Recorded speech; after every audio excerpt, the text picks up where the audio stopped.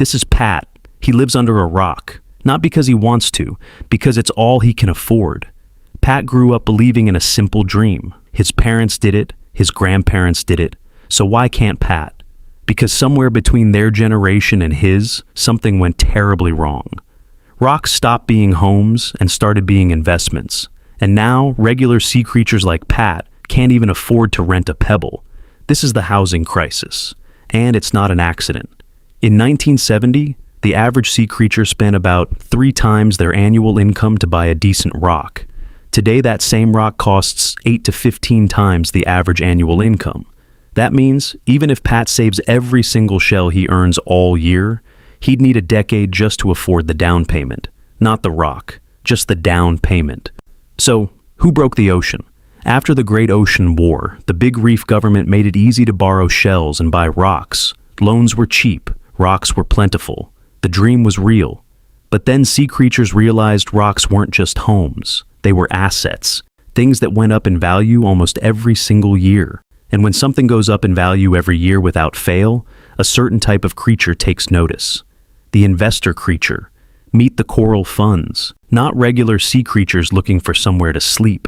These are massive investment funds sitting on mountains of shells looking for somewhere to park their wealth. After the great shell crash of 2008, millions of sea creatures lost their rocks overnight. Prices crashed, neighborhoods emptied. Regular sea creatures were too broke and too scared to buy. But the coral funds swooped in, buying thousands of rocks at rock-bottom prices. Sometimes entire neighborhoods in a single deal. And just like that, rocks stopped being homes and started being financial products. Here's how the machine works. The coral funds buy a rock. They don't live in it, they rent it out. Collecting shells every month from the same sea creatures who can no longer afford to buy. Rent goes up every year. Rock value goes up every year.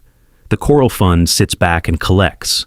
Meanwhile, Pat is paying rent higher than a mortgage payment would be. But he can't get a mortgage because he can't afford the down payment.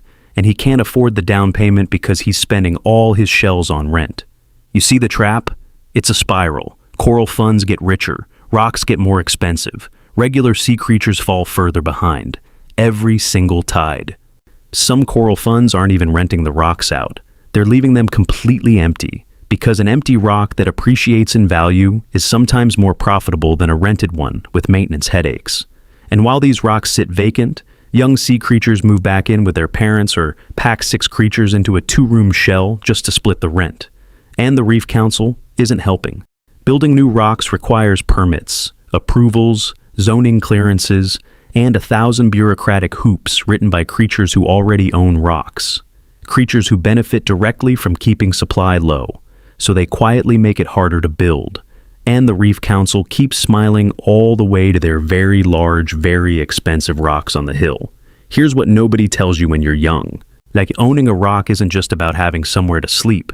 It's about building wealth you can pass to your children. Every shell you pay into a mortgage builds your future. Every shell you pay in rent builds someone else's. When an entire generation can't make that transition, the wealth gap doesn't just grow, it becomes permanent. That's not a housing market. That's a caste system with better lighting. So, what can actually be done? 4 things. And we know they work because some oceans are already doing them.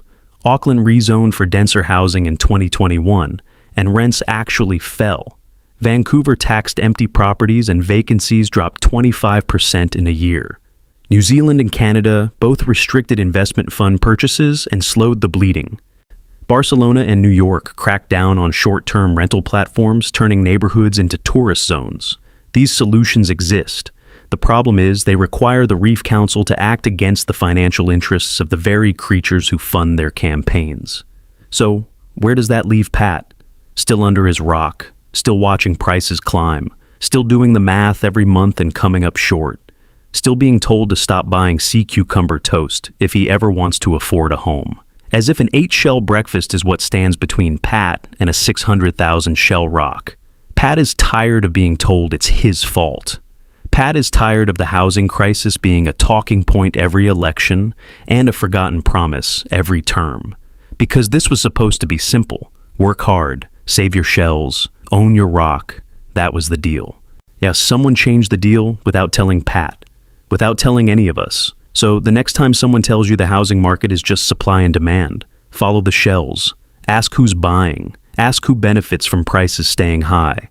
The housing crisis wasn't caused by a storm or a tsunami. It was built, decision by decision, policy by policy, investment by investment, by creatures who knew exactly what they were doing and did it anyway. And until enough sea creatures get loud enough about it, nothing is going to change.